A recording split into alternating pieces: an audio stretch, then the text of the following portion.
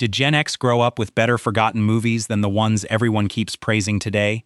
Some 70s films did not become posters on dorm walls or endless remake machines, but they haunted TV screens, video stores, and childhood memories for years. These were the strange thrillers, gritty crime stories, and eerie cult gems that slipped through history's cracks. And one of them may be the most unfairly forgotten movie of the decade. Number 15. The Car, 1977. Some villains do not need a face, a motive, or even a voice to become unforgettable. The Car takes one of the strangest ideas of the decade and plays it with absolute seriousness.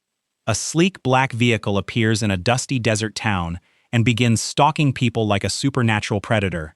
That sounds almost ridiculous, until the movie starts using silence, empty roads, and wide-open spaces to make the threat feel disturbingly real.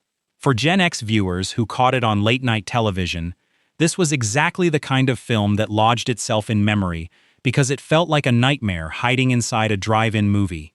James Brolin gives the story a grounded center as the town sheriff trying to understand something that almost refuses to be explained. The real power comes from the car itself: tinted windows, aggressive engine noise, and that cold, unstoppable movement. It is not polished like a prestige thriller, but that is why it works. The movie feels cursed, weird, and oddly hypnotic, like a half-remembered broadcast you were not supposed to watch alone. Number 14. Race with the Devil, 1975. A vacation should feel like escape, but this one turns the open road into a trap with no safe exit. Race with the Devil begins with two couples traveling across rural America in an RV, chasing freedom, friendship, and a break from ordinary life. Then one wrong stop changes everything. They witness something sinister in the distance, and suddenly the road itself becomes hostile. What makes the film so effective is not just the chase. It is the creeping suspicion that danger is everywhere. A gas station smile feels suspicious. A quiet town feels staged. A passing car might be following them. For Gen X audiences raised on cable reruns and battered VHS copies, this was one of those movies that made the American highway feel dangerous long after the credits ended. Peter Fonda and Warren Oates bring rough, believable energy, turning the story into more than simple exploitation.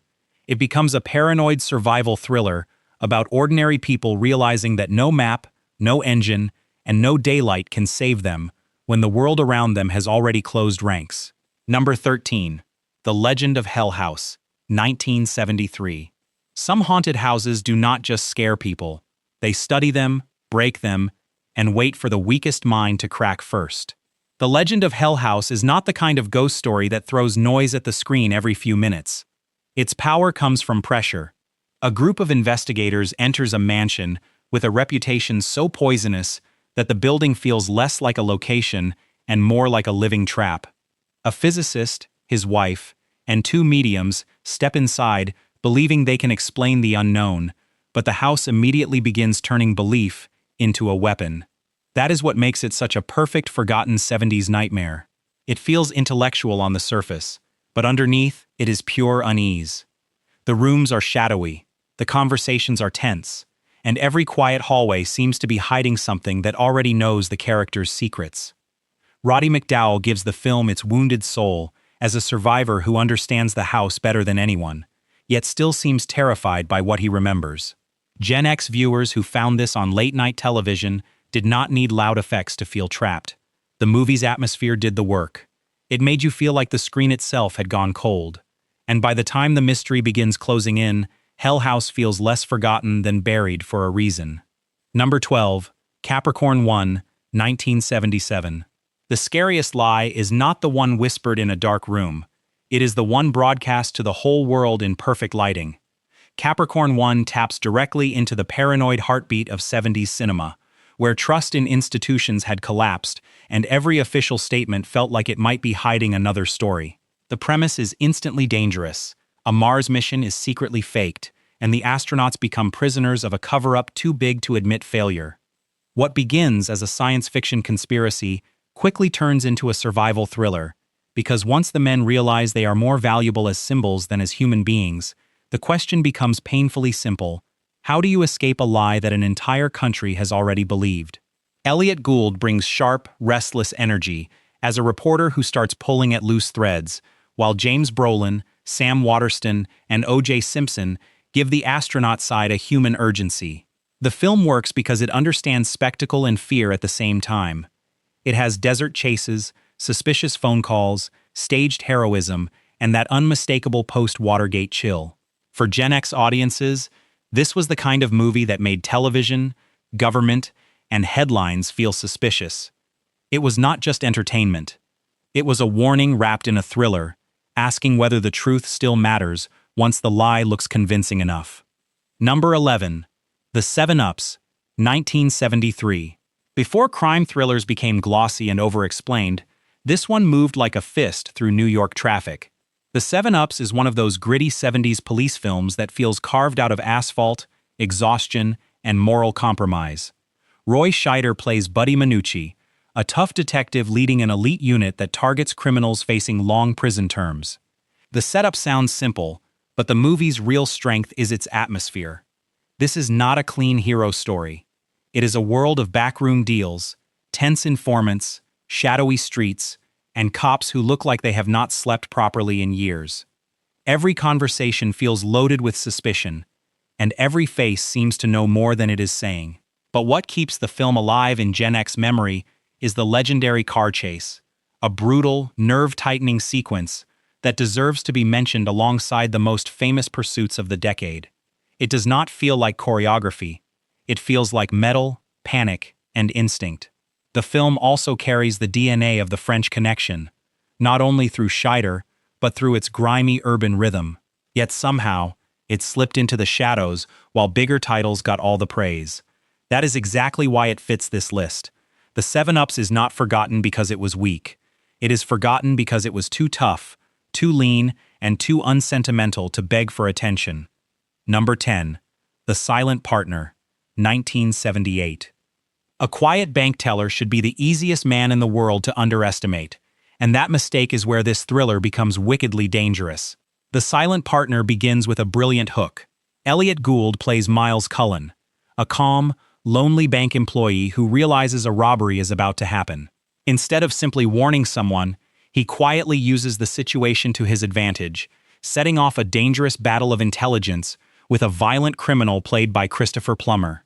What makes the movie so gripping is that it does not rush. It watches its characters think, calculate, bluff, and panic beneath polite surfaces. Gould is perfect because he turns stillness into suspense. His character is not a traditional action hero. He is an ordinary man who makes one clever decision, then slowly discovers that cleverness can become a trap. Plummer, meanwhile, gives the film a sharp menace, creating a villain who feels unpredictable without becoming cartoonish. This is the kind of thriller Gen X viewers remember from late-night cable because it felt adult, cold, and strangely intimate. No giant spectacle, no easy comfort, just two minds circling each other while the danger gets tighter. The snowy Canadian setting adds another layer of isolation, making everything feel chilled and watchful. The Silent Partner deserves far more attention because it proves suspense does not need noise. Sometimes all it needs is a secret, a mistake, and one person who refuses to lose. Number 9. Emperor of the North, 1973. This is not just a movie about men riding trains. It is a battle of pride, survival, and raw willpower on steel tracks. Emperor of the North feels like it belongs to a rougher, harder movie era, the kind where characters did not explain their pain because the world around them was already doing it for them. Set during the Depression, the story follows a legendary hobo known as a Number 1, played by Lee Marvin, who is determined to ride a train guarded by Shaq, a vicious conductor played by Ernest Borgnine. That simple conflict becomes almost mythic. One man represents freedom, reputation, and refusal to be broken. The other represents control, cruelty, and the brutal rules of a world with no sympathy. What makes the film unforgettable is its physical intensity. The trains feel massive and dangerous. The fights feel dirty. The landscapes feel unforgiving. There is nothing soft about it, and that is exactly why it stayed with Gen X viewers who discovered it on television and wondered why nobody talked about it more. Lee Marvin brings weathered authority, while Borgnine makes Shaq terrifying because he does not act like a villain in a costume. He acts like a man who enjoys power because it is the only thing he truly owns. Emperor of the North is a forgotten 70s relic with teeth, a survival story that still feels loud, grim, and alive. Number 8. The Little Girl Who Lives Down the Lane, 1976. The quietest house on the street is sometimes the one hiding the loudest secret. The Little Girl Who Lives Down the Lane is the kind of film that does not rush toward fear. It lets fear sit politely in the room until you realize it has been there the whole time. Jodie Foster plays Rin, a young girl living alone in a seaside town, and from the first few minutes, something feels wrong. Adults ask questions. Neighbors notice details. A landlord pushes too hard. Yet Rin never behaves like a helpless child. She is calm, guarded, intelligent, and unsettlingly prepared, as if life has already forced her to become older than she should be. That tension gives the movie its strange power. It is not built around monsters or loud shocks. It is built around privacy, suspicion, and the fear of being discovered. Martin Sheen adds a deeply uncomfortable threat as a man who keeps crossing boundaries, making the film feel even more claustrophobic despite its quiet setting. For Gen X viewers who found this on late-night TV, it had that forbidden quality, a movie that looked small but felt dangerous. Foster's performance is the anchor, and it is astonishing how much control she brings to every scene. She does not beg the audience for sympathy. She makes them lean closer, wondering how much she knows and how far she will go to protect herself. This is why the movie still lingers. It turns childhood innocence into a locked door, then dares you to ask what is behind it. Number 7. The Enforcer, 1976. Even legends can be forgotten when their shadow is bigger than their story. The Enforcer sits inside the Dirty Harry universe, but it has always lived in the long shadow of the original film. That is exactly why it fits this list. Gen X viewers remember it because it played like tough cable night comfort. Clint Eastwood, back in San Francisco, wearing the same cold stare, walking into a city that feels tense, angry, and ready to explode. But what makes this one more interesting than people remember is the dynamic between Harry Callahan and Kate Moore, played by Tyne Daly. She is not treated like a simple sidekick. She has to prove herself inside a brutal police culture, and the film gets real tension from watching Harry slowly move from dismissal to respect. The story involves a radical group, stolen weapons, and a city under pressure, but the heart of the film is that uneasy partnership. Eastwood gives the familiar, hard-edged presence, but Daly brings something sharper: intelligence, frustration, and a moral steadiness that pushes against Harry's old-school methods. For viewers who grew up catching these sequels out of order, The Enforcer had a gritty, rewatchable quality. It was tough without being overly complicated, fast without feeling empty, and filled with that 70s urban atmosphere where every street looks suspicious. It is not the most famous Harry Callahan film, and it is not trying to be. Its appeal is simpler and stronger. Two very different cops forced into the same dangerous city, learning that survival sometimes depends on the person you least expected to trust. Number 6. Magnum Force, 1973.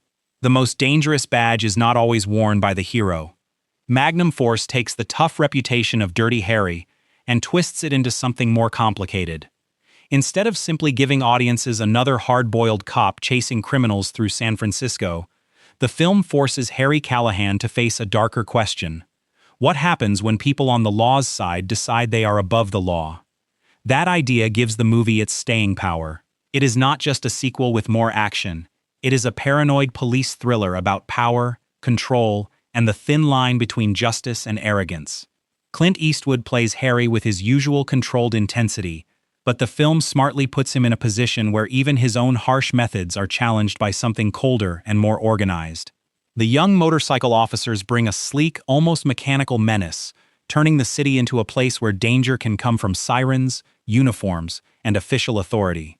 For Gen X audiences, Magnum Force became one of those cable rerun films that felt tougher than most modern thrillers because it did not soften its world. The streets looked hard, the conversations were blunt, the morality was messy, and beneath the action there was a chilling idea. Sometimes the system does not break because criminals attack it. Sometimes it breaks because the people inside it stop believing rules apply to them. That is why this film still works.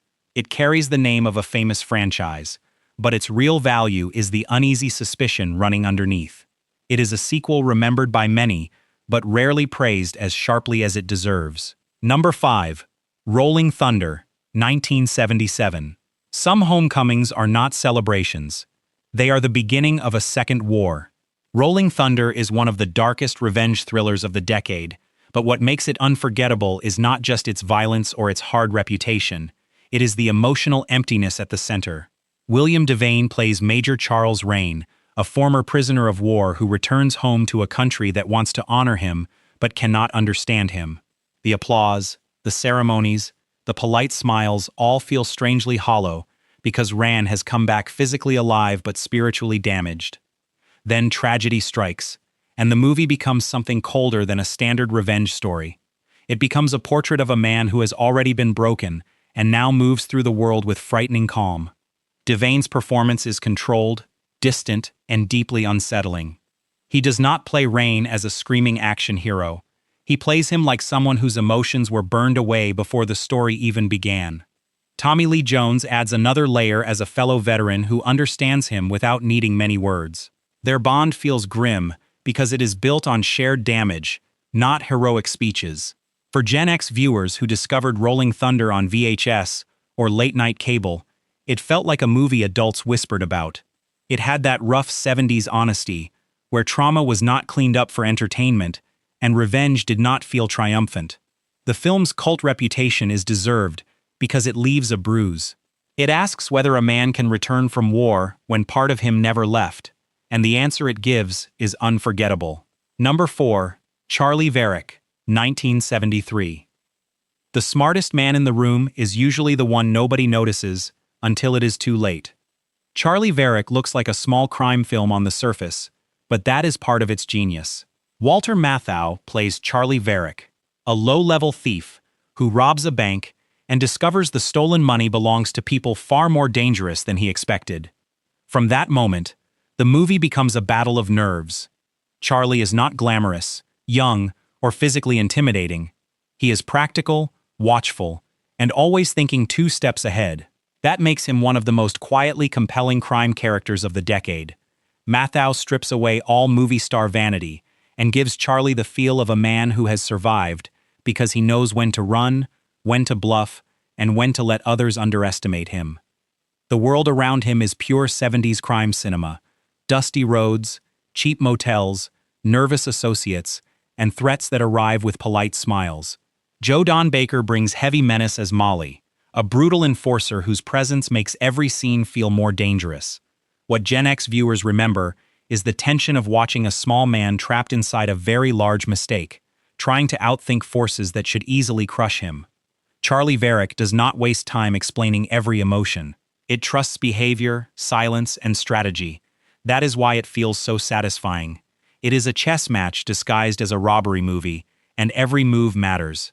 Forgotten by casual audiences but treasured by crime fans, it proves that sometimes survival is not about being stronger. It is about being harder to read. Number 3. The Driver, 1978. This movie does not explain cool. It simply starts the engine and lets silence do the talking. The Driver is one of the most stripped-down crime thrillers of the 70s, and that minimalism is exactly what makes it feel so modern. Ryan O'Neal plays a nameless getaway driver, a man defined less by dialogue than by control. He moves through the city like a ghost with car keys, hired for one reason: he can escape anything on wheels. Bruce Dern plays the detective obsessed with catching him, and their conflict becomes less like a normal police story and more like a duel between 2 professionals who need the chase to prove who they are. Director Walter Hill removes almost everything unnecessary. The characters barely have names. The dialogue is sharp and sparse. The nighttime streets feel empty, slick, and dangerous. Every car sequence is staged with a clean, physical force that makes modern, over-edited action look nervous by comparison. For Gen X viewers, The Driver had the feeling of a secret influence hiding in plain sight.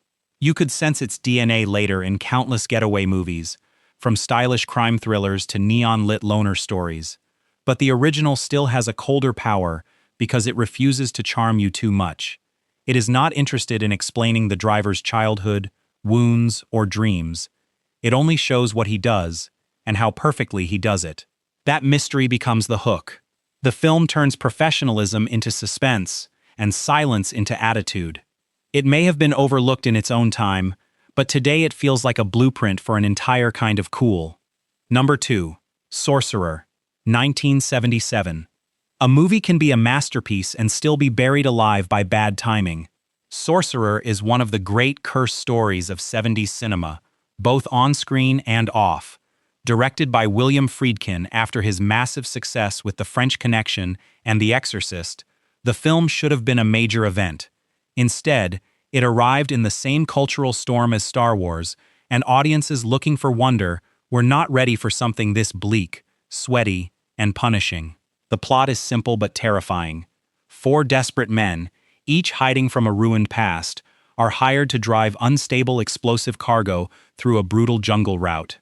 But the movie's real subject is desperation. These men are not heroes. They are trapped souls, gambling with death, because life has already cornered them. Roy Scheider gives one of his most haunted performances, carrying guilt, exhaustion, and survival instinct in every look.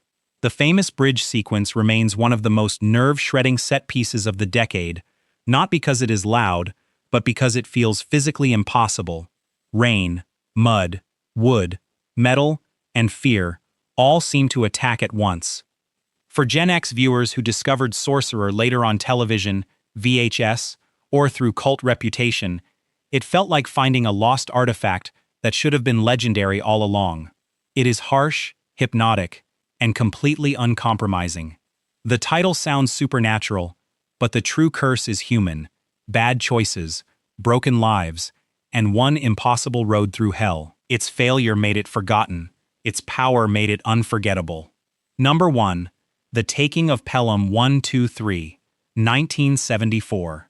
The subway doors close, the city keeps breathing, and suddenly New York becomes a hostage. The Taking of Pelham 123 is the kind of thriller that proves tension does not need explosions every minute. All it needs is a brilliant setup, sharp characters, and a ticking clock that never lets the audience relax. A group of criminals hijacks a New York subway train and demands a ransom, but the genius of the film is how grounded everything feels. The city is not just a backdrop. It is a living machine full of noise, impatience, bureaucracy, sarcasm, and pressure. Walter Matthau is perfect as Transit Police Lieutenant Zachary Garber, playing the situation with dry wit, intelligence, and a tired New York realism that makes him feel completely believable. Robert Shaw, as the lead hijacker, brings icy control, turning politeness into menace. Their battle is not physical for most of the film. It is psychological, procedural, and nerve-tightening. Every radio exchange feels like a move in a deadly negotiation. Every delay makes the city sweat a little more. Gen X viewers remember this movie because it was exactly the kind of 70s classic that cable channels could turn into an accidental obsession. You would catch 10 minutes, then suddenly you had to finish it. What makes it number 1 is its perfect balance of grit, humor, suspense, and urban character. It has not disappeared completely, but it is still not discussed with the reverence it deserves. The Taking of Pelham 123 is not just a forgotten thriller. It is proof that sometimes the tightest trap in cinema is a train that cannot move. So which one still lives in your memory like a strange late-night broadcast you were never supposed to finish? These forgotten 70s movies prove the past does not vanish. It waits on dusty screens, old shelves, and half-remembered conversations. Drop the one you remember below, because the next hidden classic might be the one everyone forgot too soon for good.